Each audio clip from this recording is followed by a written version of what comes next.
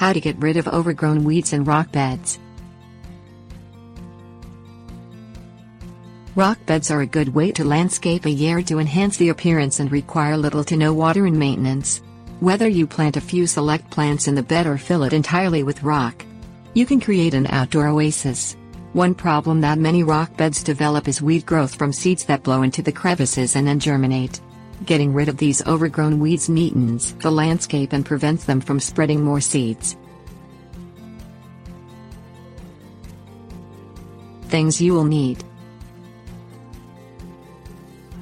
plastic tarp, garden sprayer or handheld sprayer, white vinegar, flame torch optional.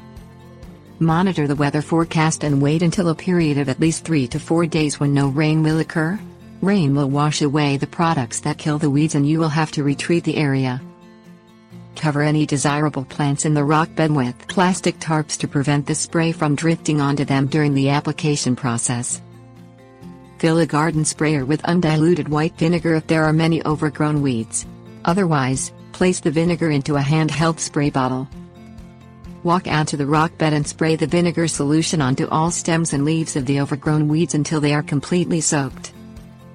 Open up the sprayer and pour 1/4 cup of vinegar down into the rocks at the base of the weeds so that it soaks down into the soil to kill the roots as well.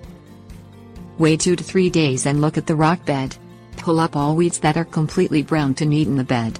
Then spray more vinegar onto any weeds that still remain green to kill them. Tips: warnings.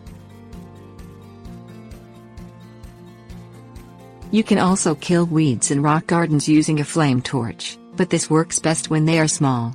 Using a flame torch on large overgrown weeds may result in a brush fire. Vinegar contains acetic acid, which sterilizes the soil and prevents plants from growing. Therefore, keep it well away from the desirable plants, opting instead to pull up weeds by hand that are within 2 to 3 feet of them.